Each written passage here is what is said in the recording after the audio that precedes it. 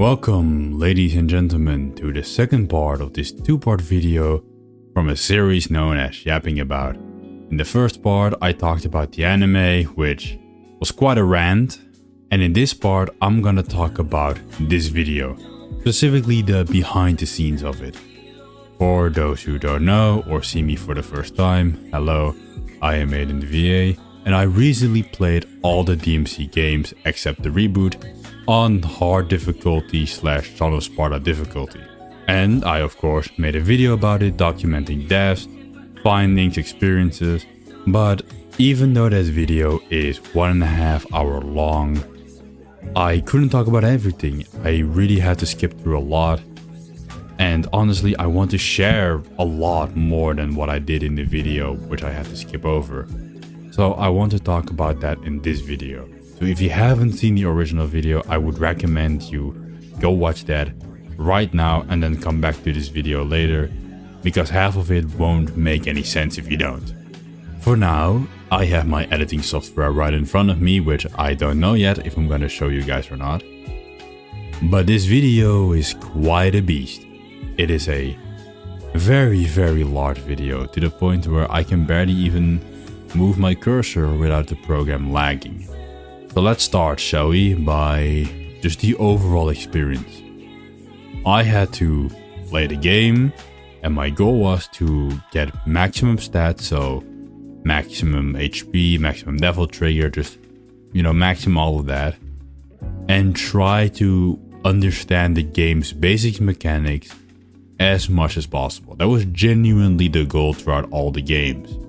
However, as I was playing through them, I realized my deadline was getting close, and I haven't even started editing yet.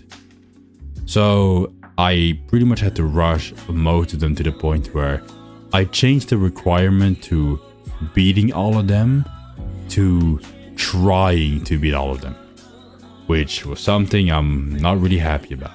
So yeah, that is one thing I'm definitely gonna do better in the future.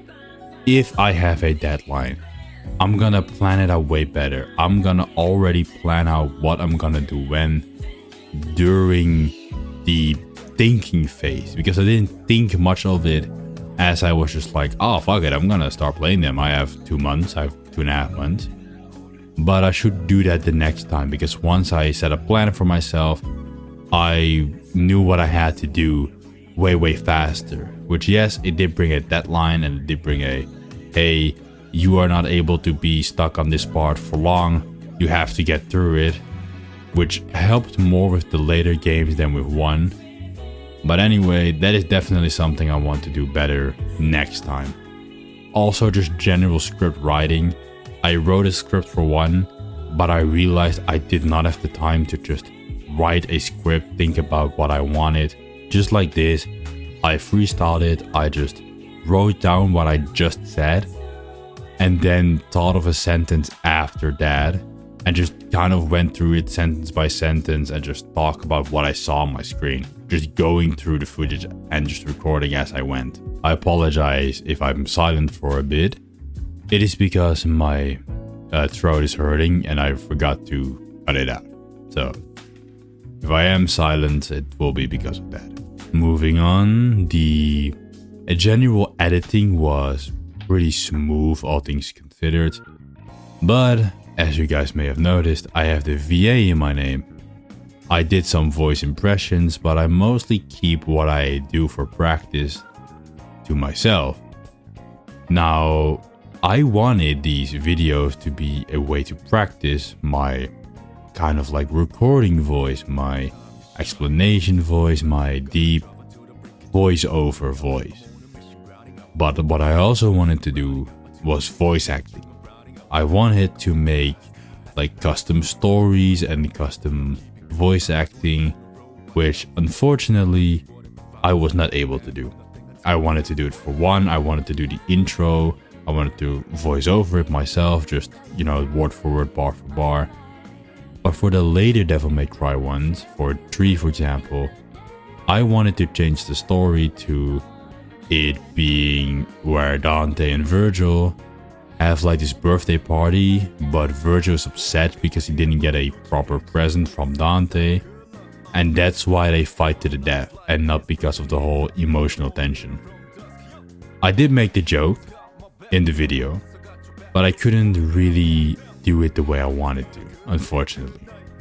So I guess that is enough of the overall planning part, which I should do better next time. And I'll probably don't do one of these with a deadline ever again. But I did gain a frame of reference of how fast I'm realistically able to go through about like 10-12 hours of footage, which took a week. And the longest part was actually just cutting like visuals to my voice. Script writing was also a very long part. It took a lot of time to write the script for 3 in my opinion, or for 1 I should say, in my opinion. But yeah, I'll probably get better with that as I go. But if I plan that better and just write the script for the entire thing and record it all in one day, that will probably be better than write 1, record 1, edit 1, write 3, record 3, edit 3. Like, it would probably be better if I just do it all in one go. So let's talk games. After the intro is done, we are in Devil May Cry 1. And honestly, I thought this would be the easiest one. I thought this would be by far the easiest game in the series. I really played this as a formality, to be honest. I thought 1 and 2 were gonna be formalities, and everything was gonna be insane after 3. But boy was I wrong. 1 was fucking hard. I'm sorry for my language, but it really is. And honestly, now after playing it and not being tilted anymore, I've kind of understand what made 1 so hard. First of all was my mindset going into it, because I was way too relaxed, so I was caught off guard by it being so difficult. But also after watching some guides and seeing some speedrun tags, I realized that 1 really feels more like a survival game, like Resident Evil for example, rather than like an action focused game. Which, not to credit or discredit Devil May Cry, of course, it is very action packed, but resource managing and knowing what to use when felt like an essential part of the runs. Just like actually being good at the game. Wasn't really a good sentence, but hey. And I came to learn this very quickly. However, in the Son of Sparta difficulty, or hard difficulty, finding items is impossible. And even with the goal of trying to get all the blue orbs, I haven't not even bought all of them in the shop. I also didn't even buy all the devil tree. So this game was designed to go through multiple times on normal difficulty before even attempting hard, which is kind of sad because yeah, I have now a save file on Dante Must Die difficulty, which I don't think I can even change difficulties halfway to the game. So if I can, I should really do that if I ever want to replay this. But I did find a strat, and that was Devil Trigger. And this honestly changed my view of Devil Trigger forever, because I did not use Devil Trigger as this like all-powerful thing that I should just use, but I use it more as a tactical resource. I want to use Devil Trigger when I can do damage. I don't want to use Devil Trigger to regain HP. That became the mindset. And that mindset really helped for the entire game, to be honest. Using Devil Trigger as a tactical resource rather than a like all-powerful state I can just enter once it's fully full. That really helped, especially in the later games. Which I did find a strat later where I would just use the sword to go into Devil Trigger, fly into the air, shoot laser beams down or shoot lightning down. I call it a day. Cheap? Yes. But damn, it worked for most of the game. However, I got lazy with this stack, and eventually I got to mission 17. I already talked to this a bunch, but pretty much a Virgil fight, third Virgil or Neo Angela fight I should say. Very, very difficult. It is a very difficult fight, and mindlessly using Devil Trigger in Neo Angelo already didn't work because he can block. But again, this was just a hard fight, man, and this was really where my tactic fell flat on its face, because I could just not do it. Also with Neo Angelo, he was the only enemy that the strategy already didn't work against, but he was by far the most difficult enemy in this entire game, looking back on it. Like, I needed a lucky shot to beat him. I did not beat him with pure skill. And it was really the moment where the game felt very, very difficult for the most part. And I cut most of my things out because I immediately skipped to my nightmare fight, which was hilarious because I died like 11 times to this fight alone. It felt like I was doing it for hours, just attempting this fight. I could not even believe in the editing. It was only 11 times. Like, this felt like I died 20 times. But what I did learn from this game, or what I thought was fun about this game, was the survival horror aspect of it, because this was still when you gained extra movement speed and extra abilities in Devil Trigger, which I always thought was kind of sad that they didn't give you extra movement speed. But also just knowing when you needed that movement speed boost for additional movement to solve puzzles, and how much there was possible with DMC1. It really puts DMC2 to shame if you really think about it, because even though compared to DMC3, like DMC1 is fairly basic, compared to 2, DMC1 was so ahead of its time. It is kind of insane. The puzzling, the whole vibe, the way the missions are done, it's still a classic, man.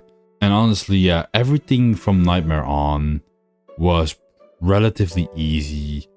I mean, yes, I struggled with Mundus, but other than that, I beat him in like 3 times.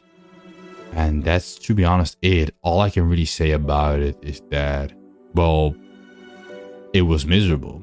And that my strat was garbage. What I mean, by the way, by it was miserable, it was a joke, first and foremost. It was fun to do this. Now looking back on it, but also, I did think about a strategy for one. And my strategy was, I'm gonna use my shotgun in close quarters combat and use my rocket launcher to defeat all the bosses. I pretty much did the reversal and used my rocket launcher in close quarters combat, and then never used my shotgun but used edanVA because it gives the most amount of Devil Trigger charge from a distance. Because that's one thing I want to say. I don't know how speedrunners do this, but your damage is like non-existent in DMC1. I swear to God, against bosses, you did nothing except for Devil Trigger. Devil Trigger and non-Devil Trigger, the damage you did was night and fucking day. But still, you get the point. This is why I became so reliant on Devil Trigger. I became solely reliant on Devil Trigger to the point where I would just shoot with edanVA for like minutes just to have like 5 of these swirly symbols, which you have. They go on for a lot, I've heard, just to unleash Devil Trigger and beat the boss in an instant. So yeah, that was hilarious behind the scenes. I won't lie, I did look up some guides to easily defeat Mundus. I used like the speedrun strat, but I did have like a lot of items that I saved up for this specific fight because I knew this fight was going to be hard. You have like this flying section that you can do, and this is without abusing Devil Trigger is like impossible. I swear to God, I would have died so many times without my items. And I had like an item known as an untouchable or like an invincible. And honestly, it made the game so easy. If you ever play this game, play on easy mode a few times, play on normal difficulty a few times, gather some items, rob the store, I'm not trying not to swear, and then go to hard and Dante must die. You'll need it. 2, I skipped for obvious reasons. Even watching the gameplay made me cry. Everything I liked about it, or the only thing I liked about it, was this cold ass pose that Dante did. Other than that, I'm kind of happy that I didn't have to play this game. I genuinely took any excuse that I could get for just not playing it. So now we get to DMC3, which is probably where, in my opinion, the challenge really started. The whole point of this, like revisiting the franchise, really started with 3. You know, the action, the mechanics, the way everything is. This is where it all began for me. Even as I'm recording this, I'm seeing a slight mistake, I believe. Yeah, I'm seeing a slight mistake. Damn, that's crazy. Well, moving on from that, I don't know if I'm gonna leave that in. It would be funny. Moving on, I of course made the edits. I used Angel Trigger to make my first type of edit, which I like doing. But I won't lie, I probably put a bit too much time in this sequence alone. I think it took me days to get this down and find all the sound effects that I wanted, which was also a funny challenge in and of itself to find sound effects to fit all like the shooting and the voice lines of Virgil being like, "You shall die." But even like the sword blocking the bullet sound, that is like a normal sound effect I was able to find. But the short sheathing sound of Virgil sheathing his sword and then the head cutting open, there's also a sound I found on the internet, which is a funny story. I really had trouble finding this sound because how do you put this sound into words? It's like katana sheathing sound. Like, what was I supposed to do? I still actually forgot something about this edit. When he says "you shall die," there's a bunch of moments where I died. But it was actually the original plan to put like a bunch of moans, or not really moans, but like parts of me, if I would have recorded it, was like, oh, dang it, I died underneath it, because I did not record my voice when I was playing. I just recorded the footage of it because there was no way for me to play the game and record my voice at the exact same time, which now there is. I found out with my setup, with things being better, but currently for then, it wasn't. So yeah, that was something I'll probably do next time. But it was a fun little behind the scenes thingy. Also, I just have like a copy of the exact sound Dante's guns make from DMZ3 on my PC. I found the exact sound. I'm not gonna question it, to be quite honest. And yeah, that's kind of it. Pretty happy with how it turned out. It got 1.7k views as of recording. So yeah, I liked making it. I really did. And honestly, there are so many videos about this explaining the combat, and I will link a few of them in this video probably, because I could have never done some of these things without it. But just the amount of detail, I think the video I watched was like 5 hours. I didn't watch the whole thing, but still a 5-hour video with like the first hour being dedicated to just moving in the game. It's crazy. And I love it. I really do. I'm going through this rabbit hole. I'm more focusing on 5 currently, but playing DMC Dante in a different way, it is such a good way to understand Dante's moves as a character, because all of his fundamentals are being split up, so you can just really focus on one aspect of it, which I chose Swordsman in this case, which was the best decision I could have made. Using Swordsman in this case really forced me to dodge, not only with my dodge button, which I never did in the other games. I just had Trickster pretty much always equipped in my first playthrough and just dodge with that. But also to understand that, hey, Dante's Swordsman moves are incredible, which I barely used again in my first playthrough.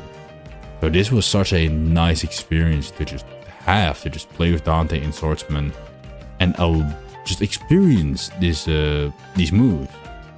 Sounds more grand than it really is, to be honest. But yeah, it did change the way I played Dante in 4 and 5. Even if I could style switch, I find myself using Swordsman way more in my current gameplay. But also, as of recording, I play more and more, which I didn't do, or you know, I replayed again and again on 5, and I watched more guides. So I now also use Gunslinger way more. That's pretty much the point I'm trying to make. So yeah, I do use all the styles right now, because then I only really used Trickster and Swordsman, and I used Royal Guard on occasion. But Royal Guard in 3 was very good, 4 was kind of wacky, and 5 is really good again. So, you know, I opted to just stay with those 2 styles. as my comfy style.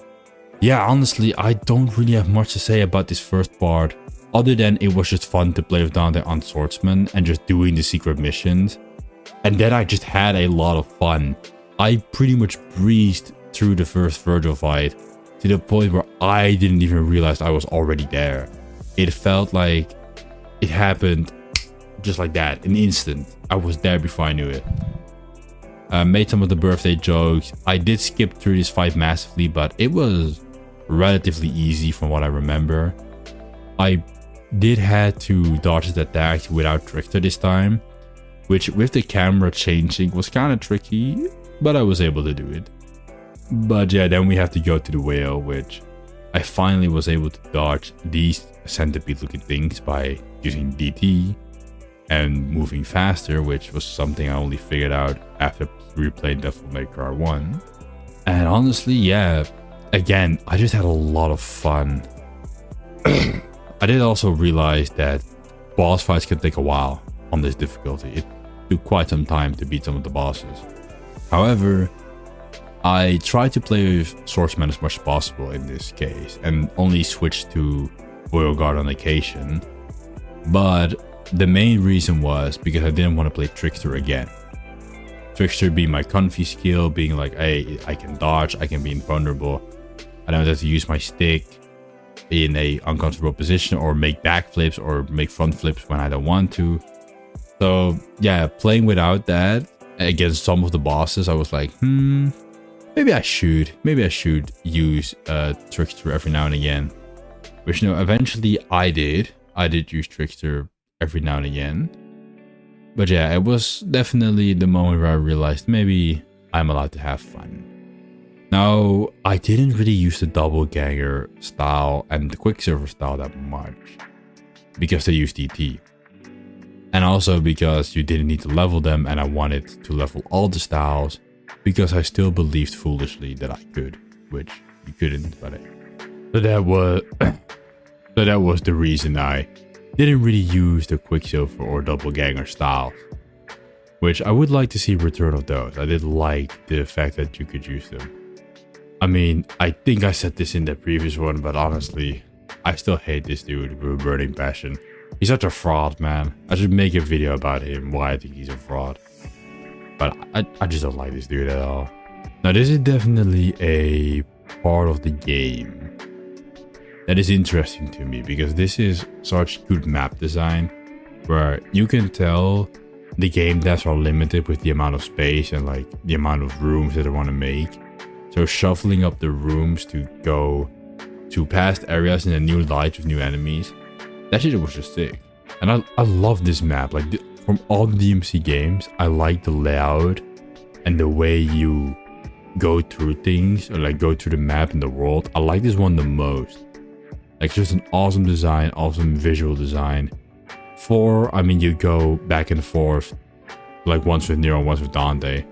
And 5, I don't know, I don't really like the ruined city and massive tree that much.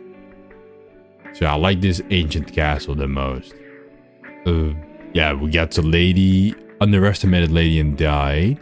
But other than that, I mean, it was fun to see this lady compared to the anime lady. Like, anime lady, at least this lady is very consistent and she just hates her dad fully instead of this weird thing that she has with her dad in the anime. I mean, I like her dad more in the anime, but lady, definitely not. Oh yeah, I touched upon this in the anime, but I must have done this for like an hour, trying to break a certain statue. That shit took a while. That took so long. And honestly, it got me to the move list, and I think I explained it poorly in the actual video, but I reference the skill list that I have so much now, just to see what I can do, because sometimes I know how to do skills, but I don't know how to perform the inputs, which is something I'm going to touch upon later. I became way more comfortable doing inputs throughout the game and using moves on commands and stringing them together better inside my mind, instead of kind of using moves at random and just being lucky, which I definitely still had at this moment, but it became less about luck and more like actual skill doing hidden moves. Which, yeah, that was something I learned the hard way, definitely. Also, yeah, I learned that these, like, I don't know if I will have them on screen, but you have these, like, red demon enemies, and they're weak against Cerberus or your ice nunchucks. No clue why, but they are, and I used this to the fullest. Once I noticed this, I immediately went for it. What I also noticed is that if you try and break the statues with the blue orbs, you don't actually get a style ranking from using your swordsman combos. I don't know with the statues if you don't, or for enemies you do, but I wouldn't get, or it wouldn't count as a combo, unlike in later games when it does.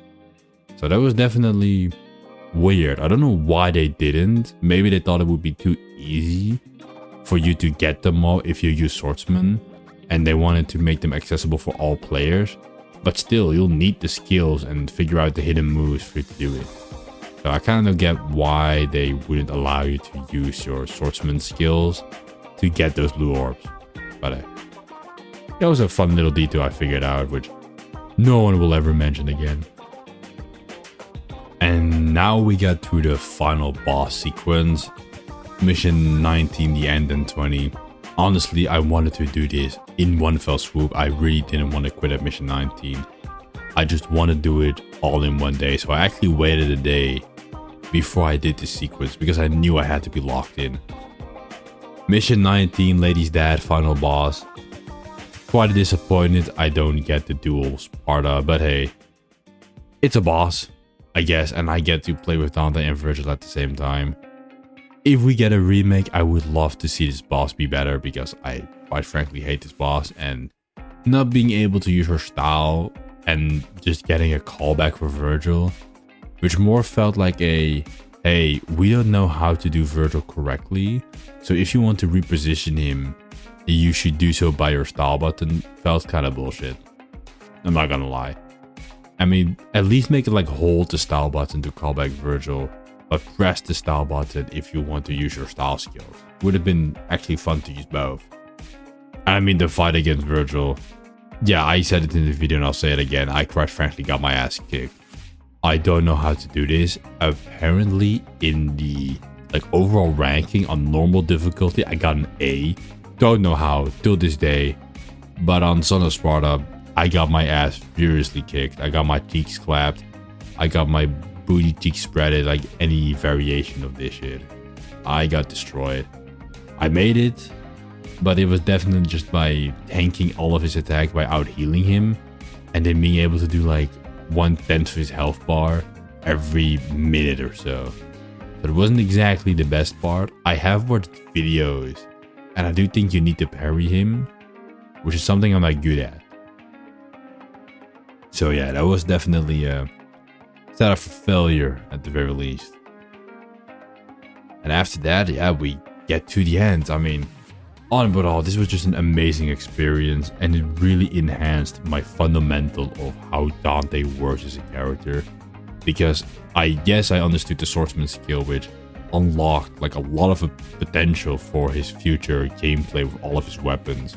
But also, it made me understand that, hey, even though I'm able to switch between the styles, most of the styles individually are very good. So I should not, even though they are very good, I should not use one style and call it a day, because I can switch. I have 4 OP styles locked and loaded, ready to go, and I should use that fully. And to be honest, that was 3, honestly. It was on everything I wanted to say about 3. I think I enjoyed playing 3 the most, though. I will say at the end I was getting relatively more tilted because I had to play 3 pretty much in one go because I was behind schedule. So other than that, yeah, this game was just all gas. I loved the first half of it. Even on Son of Sparta was relatively easy in my opinion, but it was just so much fun. I cannot imagine, like my friends can tell you this, I was pretty much constantly imagining just playing this game on release and being like, oh my god, this is the greatest thing ever. Like going into the magazines and just unlocking hitting skills. That would be so much fun. Like scouring through this game and just trying to get every single detail there is to know without the internet. I would have made this game my life if I played this and the internet did not exist. 100%. If you're still here, I'd recommend you to subscribe, because I'm gonna make more of these videos, more challenge runs, but also more behind the scenes, yapping about, talking about things I like, things I probably don't like, you know, trying to be your local news guy, voice with an opinion type of guy. But with this, we go to DMC 4, which, first of all, Out of Darkness, amazing fucking song. This song is so good.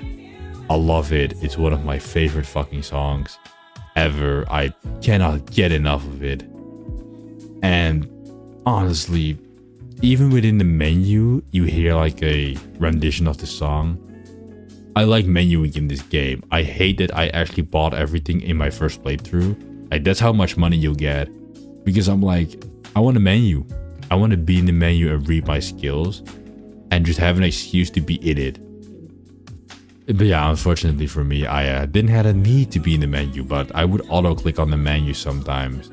And I would be like, I'm gonna stay here for a few seconds. I want to hear the beautiful song. So, you know, of course, prologue happens. I don't really want to talk about the story because I already did.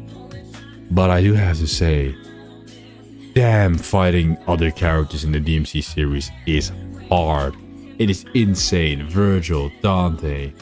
Fighting Dante in this game is impossible. I don't know how people do it. Like, everything I did was countered by Dante. Landing hits on him felt impossible. It felt undoable at all. But I somehow was able to do it, even though, yeah, he countered everything. And then I was able to play with Nero. Now, Nero, unlike Dante, he really feels like a freight train. He feels like you do a combo, and if the enemy isn't dead, you use your Buster Arm, and if that doesn't work, then they're either 1 HP, so you can just do some random stuff to kill them, or you missed every single thing. Which, honestly, it makes Nero so easy to play because of his high damage output. Because with Dante, you have to think and strategize like a little bit and find that one weakness, or that like big attack needs to be charged up and it's very slow. So you really need to stun enemies and know when to use it. With Nero, you do a combo, and once you see the enemy like a little bit stunned, press the B button, baby. Bam! Grab that shit and annihilate them. It is great. It's hilarious. I love it. Yeah, I go to the game pretty easily, I would say, but having a lot of fun. But to me, Nero feels better to do with inputs. His inputs feel safer to do than with Dante. I don't really know how to explain it. But specifically, the back and forward input you have to do for one of his aerial attacks. I was always uncomfortable doing this. I could never do this at all. But I had to get some blue orbs. So when I did this in like a enclosed environment, I just did it. I did it back and forth. That felt really good. And I started using the move recently more in combos and really started to do that back and forth input on other characters that might need it. And yeah, I'm really happy with how it turned out. I don't really know what to say about that, but I became more comfortable in using input. Kind of let my mind drift there for a bit, which might happen throughout these yapping about videos. But what I'm trying to say is, with my gameplay, if I want to move or do different inputs, I mostly try them with Nero first and then move on to Dante. But I found it out that experimenting with Nero felt more comfortable than with Dante, because I knew at the end of the day, if I use my Buster Arm, then it will be fine. So yeah, that was definitely Nero gameplay wise, and honestly, I understood Nero far better than I did Dante anyway. So getting to like really know him really started happening in 5 and onward. This more felt like a overall Devil May Cry movement readjustment. Using some inputs I wasn't familiar with, getting better with aerial combos and keeping enemies in the air. Because in 3 I never really did aerial combos. But in 4 I used only aerial combos. I found out, in my opinion, aerial for Nero felt like the way to go. It felt like a safe space. I was in the air. Enemies don't have guns. They cannot hit me for the most time. And some enemies, they have immensely slow buster animations. But in the air, you just pick them up and throw them down. So it became way safer to just play Nero that way. I found out, in my opinion. So I said that I wanted to add voice acting, but that I couldn't. But originally, I recorded using a different software for the first time. And I didn't like that recording. Not at all, in fact. I hated that recording a lot. A lot of like audio cutouts and a lot of like weird things happening. So I decided to re-record it. All of it. Or freestyle it again. But I did keep like this random voice acting bit that I did. Just for fun. So if it felt like that didn't make sense at all and I sounded completely different, that's because of why I used... I don't remember what I used. It's on screen right now. I normally use OBS to record. So yeah, that's why I sounded different and had this random joke of they wanting Nero's... I'm sorry. So yeah, that's why I sounded completely different and I had this random joke of them wanting Nero's right arm to jerk their shit with. Not because I came up with on the spot, but because that was also a joke I did in the original recording that I just forgot about doing again. So that's why I kind of felt random and it sounded odd, but I decided to leave it in because I genuinely thought it was funny. I haven't had any comments about it, so we'll see how it gets received if I may make a short about it. And honestly, I think that is, except for my enjoyment of the game, by the way, which I did enjoy just playing with Nero and like popping off. I felt like I popped off a lot more with Nero than I did with Dante comparatively, because I knew Nero and felt more comfortable with him way more than I was with Dante. I think that was it for him, to be honest, for the gameplay part. Now, I do talk about Nero extensively in the video already, I feel like. But again, his gameplay would just, his loop feels nice. Just do a combo, do the buster animation, do a shit ton of damage, and then leave. And again, this was also where I started to use Devil Trigger as a resource, because you do more damage and have extended animations while on Devil Trigger with your buster ability. So I started to Devil Trigger first, then buster, and do more damage and get all of it out. I would forget this sometimes in the moment, but again, Nero also has this thing with his Devil Trigger where he punches up and chokes enemies off of him. So again, I really saved my Devil Trigger for that specific moment, for that punch, to use it to recover, to get out of an recoverable animation, or when I would get ragdolled around, which was something that I learned in DMC1, that Devil Trigger isn't this all-powerful state that you should use in one go when you're in trouble, but something you can consistently keep if you just don't spend it all in one go, and has a lot of usage. It does after attack, it summons additional swords, it can punch his enemy off you, it can recover quickly, it can even bury some attacks in some cases. So yeah, I really used DT on Nero specifically as a recoverable thing. As if I were to get hit, I would stop my being ragdolled, or my descent as I wanted to call it, by using DT to just stop the animation and then immediately recover from it and just bounce back faster. Yeah, beating up the entire Order of the Sword, I think I said everything that I wanted to say in the video. Then we get to Dante. And honestly, yeah, this fight is hard. It is really hard. I mean, he counters everything so fast and he just feels lightning fast. And I glossed over how difficult it was actually, because this fight is even more difficult than the Virgil fight. Because the Virgil fight, Virgil always fights, but it feels like the fight gets more intense as you go. So the first part is relatively easy, and the second part feels impossible. But with Dante, it feels impossible all the way through. Royal Guard is just a counter, and I know I'm gonna insta-die because that's the meme. Swordsman, what was I supposed to do? He would counter everything. Gunslinger, I mean, he would only use it when I was at range. And Trickster, if I would get close, he would just do a perfect stinger and launch me, which was insane. And also use this Trickster to just teleport towards me then, and then continue the ass whooping. So yeah, there was nothing I could really do. And the hits I got off of him were lucky shots at most. I resorted to really just shooting him for the most part, and hoping to God he would let like a charge shot through. Just trying to bait him out with attacks and then shooting him. It's a cowardly way, but it worked. It really did. And to this day, I don't know how to beat him. I mean, I did, but I wouldn't know a consistent way on how to beat Dante, which is something I would love to learn, especially if I have to do Bloody Palace, or want to do Bloody Palace. I'm sure I'm gonna fight this guy again, and maybe even fight Nero as Dante the other way around. So yeah, I'll probably have to go back to this. It would be fun to learn this fight in its entirety, learn what to do, beat Dante consistently. And, you know, I can say that I beat the GOAT, which not anyone can say. Save your boss fight, annoying as fuck. I hated this fight.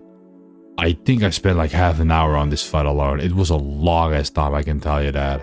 It was insanely long how much I spent on this fight. It should not be that long, but I missed every opportunity a man could have been given. Like, I could not have fumbled this hard if I tried. That's how long it took. So yeah, I already see another mistake, that I apparently did not add sound, which yeah, that's a thing that happened. Well, it's on the internet now, so why not? DMC4, I wanted to do a fun transition to Dante, which I think I did. I think I did a pretty good job on the transition. DMC4 Dante, I already knew in advance. I tried to mention it in the video, but I knew in advance that this version of Dante was not gonna be him. He was the predated version of the GOAT, DMC5 Dante. However, even though I mostly play DMC5 Dante now, I didn't want to dismiss him as like a useless piece of shit. I didn't know that Rebellion was practically the same, so that was gonna be my saving grace. But also Lucifer. I knew Lucifer was a beast of a weapon. I knew it was an amazing weapon, but it took God's patience to learn it, which in a single playthrough was not something I was gonna achieve. And I tried, I really did, but unfortunately I just wasn't able to get it down. Only recently being able to have some decent progress and actually finding out some moves to use against some enemies to use, you know, Lucifer with, which I'm pretty happy about because I do like it.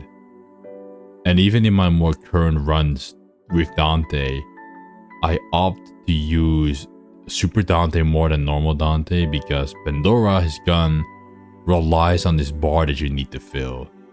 And this bar, it can be very hard to fill because you'll need it to fill up over multiple fights. It's not I used the gun 3 times and it's filled. No, it takes multiple times to fill this hoe up. Then to use only one ability and that's it. So I play Super Dante to experiment with the abilities, and I did it once and I immediately understand way more on how the weapon works. It's insane. And honestly, looking back on it, right, this is one of the things I want to explore with Dante in the future. But if they're ever gonna make like a remake of 4, because we all know 4 is Rush, so something like a Devil May Cry 4 True Rose edition, maybe something like that. I hope they make Lucifer just an easier weapon to play. Don't fix it, but just make it a bit more friendly, user friendly, by giving like a better tutorial on it, or giving a practice room in that one, just like we have in 5. Because I felt that the tutorials were relatively shallow on what you got. You got like, hey, this is a gun that shoots rockets, Lucifer. You have these things that explode and do damage, and have fun. So I would like a more in-depth tutorial and like a better explanation on what the weapon was for initially. And the same for Pandora. It was like, please don't actually have me filling this entire bar up. Let me just use the weapon as intended. Yes, it is very strong, so maybe some like different mechanic, but make it so that the weapon is more user-friendly, that you could at least use like an OP ability from it at least like once a fight. I think that's fair to say. Now, for those who watched the video, I made this speedrun version of Dante where I quickly explain what everything happens, because it is the same way back. But the reason why I did this is because I had the brain fog. I could not think of anything. There wasn't really much story to go over through, because all the story happened with Nero, and there wasn't really much gameplay that I discovered about DMC4 Dante that I could not have said in one sentence. I focused on style switching. I loved the Dark Slayer or Dark Side, I don't know what's called, but the Yamato style. And yeah, that was kind of it. However, what I do want to touch upon is that I used way more boss themes in this part than I did in the DMC part, or DMC3 part. And I must say, it's a pretty damn good soundtrack. Shame Addy didn't use it, because this soundtrack is absolutely crazy with it. Even though I sometimes used snippets of it, it is still pretty damn cool. It's a very fitting soundtrack for everything. The whole vibe of like the Order of the Sword, I think it's cool. Dante was definitely just on vacation. He just had a funny, bloody old time, you know, beating up the Order of the Sword. So yeah, music was absolutely crazy for the bosses. It was very fun. Fit DMC to a T, because what would we expect if it's not, you know, Adi fucking Shankar making whatever the hell he did in the anime. But that's the part 1 video. Going back to it, these final few bosses, again, yeah, there wasn't much to say with Dante style switching. I just wish I did more on it when I actually played the game. But yeah, I'm gonna do more now. It is still one of my favorite DMC games. It's just Dante flexing around, just having fun. It just feels so natural. Like, Dante's part is just so much fun because he's really relaxed all the way through. So on an easier difficulty, it's just hilarious to be Dante. From an editing part, I mean, having to do the recording twice was not particularly fun, but I did gain a lot of new sound effects from this, so that was very nice. The only thing I was quite disappointed on, which I cut out, is, as you can see, I have like almost all the HP. I missed like one piece, right? This is because I failed one secret mission so bad that I did not even attempt it, even in my other playthroughs.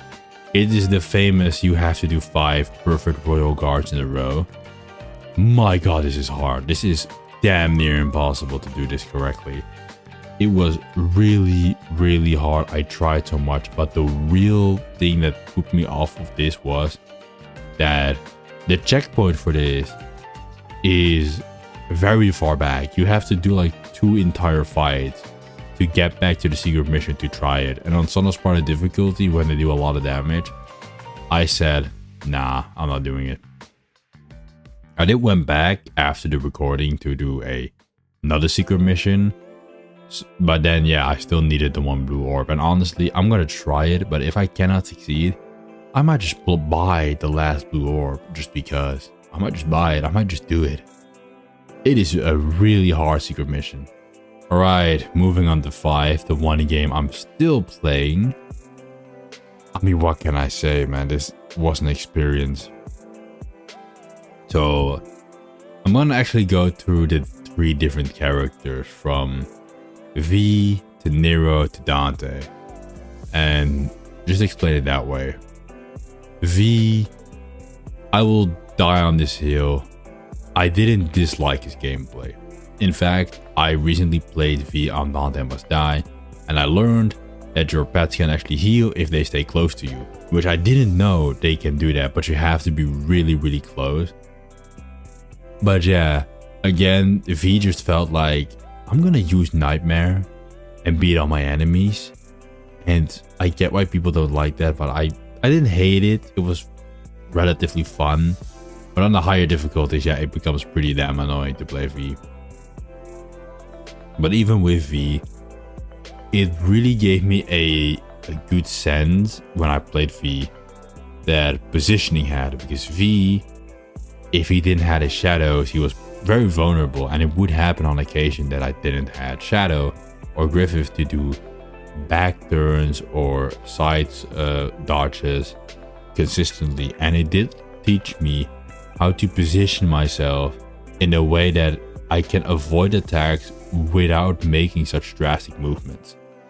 But also to just face tank, or not face tank, but just stand there right in the middle and just perfectly avoid attacks just to a T. And although I don't use this very often, like I don't roll that much, even with Nero, and especially not with Dante, to be honest, it did teach me this like vital skill of knowing that I can attack more and do more combos depending on where the enemy is in this 3D space, which became very, very important with Dante.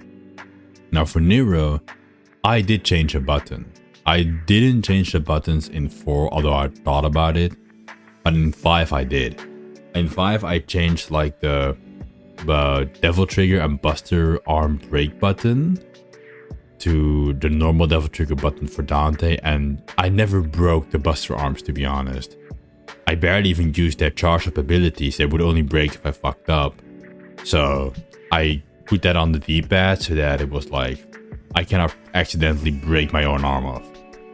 Which now I do actually use a lot of the super abilities back to back to back, because I realized 8 arms are quite a lot, and I would make a loadout for me being like, hey, if I miss an arm, if I really screw up every now and again, I have like reserve arms, right? I have like an overture just as like the 5th arm in the row, because once I use my 2 good arms that use their abilities, I go and come back to overture to do combos again.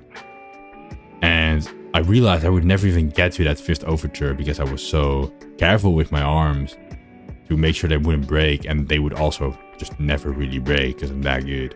Okay, not exactly, but you'll get the drift at the very least. So I changed the X button, which was shooting, to right trigger so that I was able to do charge shot and combos at the same time.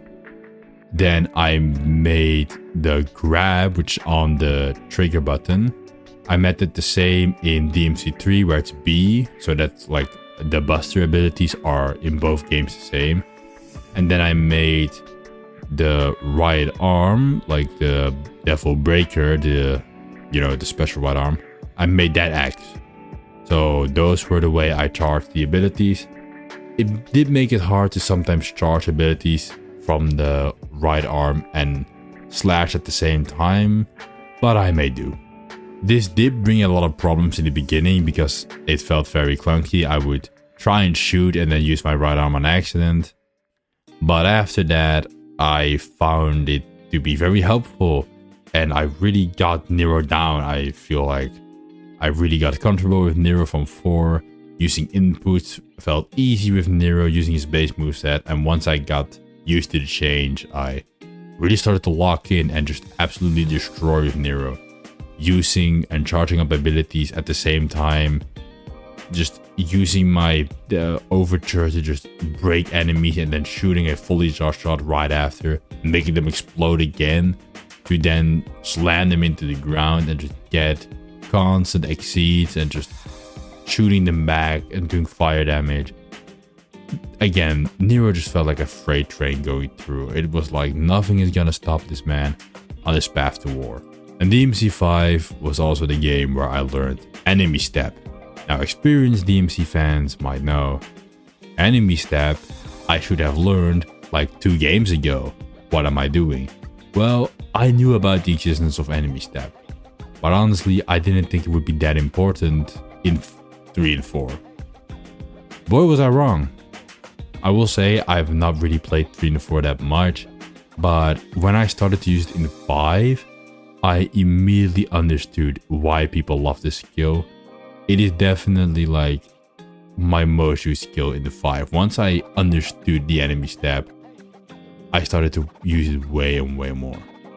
And that was it for Nero, to be honest. Yeah, Nero was one of my favorite characters to play, and I loved playing with Nero. And Nero really was the combination of it all coming together, and he's my strongest side. But then we get to Dante. Now, I won't want to say that Dante is my weakest side, because I do like playing with Dante. But again, I have to put in way more effort playing with Dante than I do Nero. Which, you know, it isn't a bad thing to do. And I learned a lot of combos through a lot of YouTubers that played Dante for many, many years and taught me many, many things about him, which I still use to this day. And I also learned how to use Gunslinger properly thanks to them. But during the recording, I watched one guide because I wanted to get a proper loadout for Dante, because I kind of just used the basic one that was given to you, and I wanted to make my own one. So I watched a guide, and I got to the loadout that I showed on screen in the video.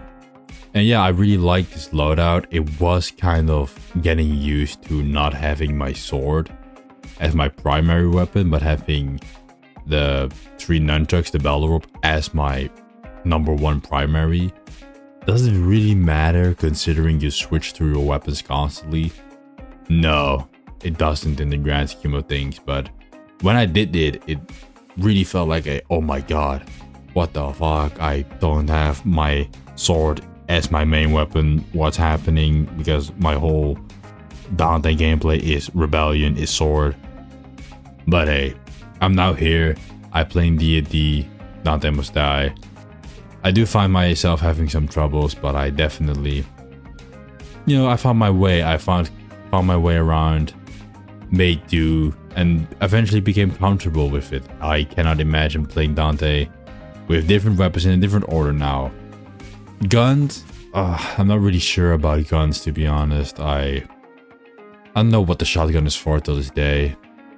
However, I did recently become more adept with Dr. Faust, and it's a terrifying weapon, but the reason why I didn't use Dr. Faust even in this playthrough was because I wanted a special dance for Dante, so I didn't want to use that many red orbs. But now that I have Dante's special dance, I only need V's.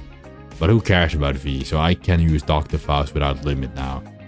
And my god, this weapon is strong. It's insane how powerful this weapon is.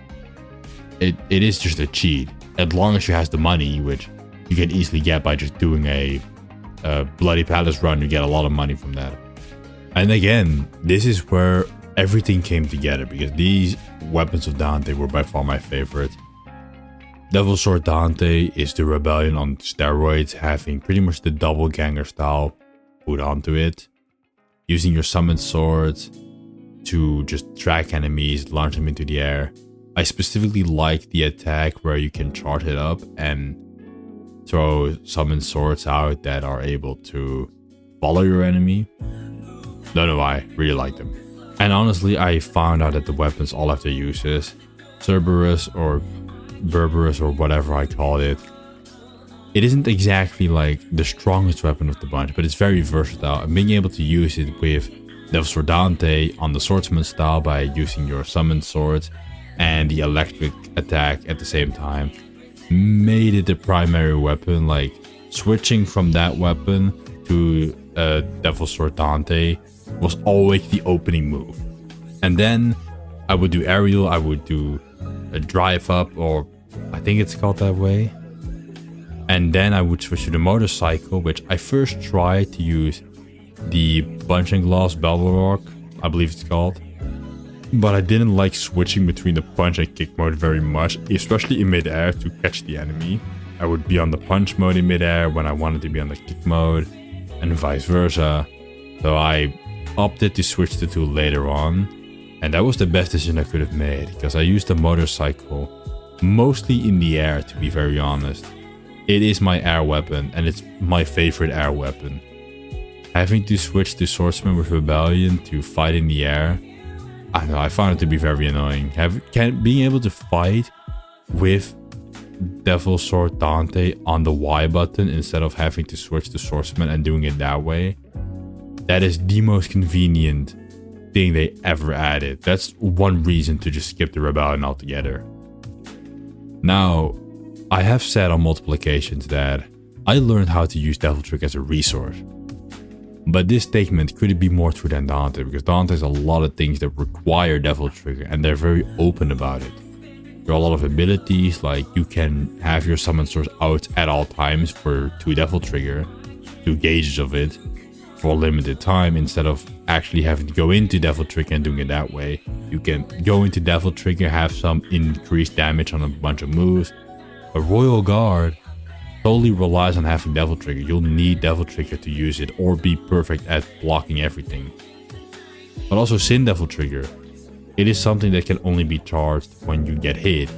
And when you play on Son of Sparta or higher, getting hit is not really the move.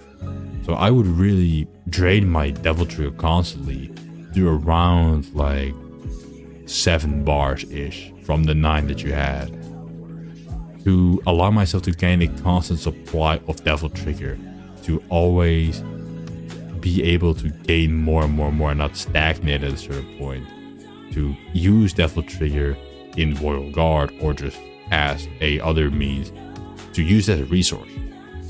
You know, I have it. It's not only to go in DT and do more damage. It is a charge up for Royal Guard. I can charge in Devil Trigger.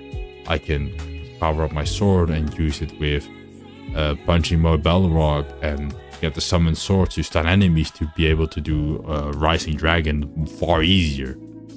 So yeah, this really is the statement. Use your Devil Trigger as a resource. Like, that statement came from DMC5 Dante.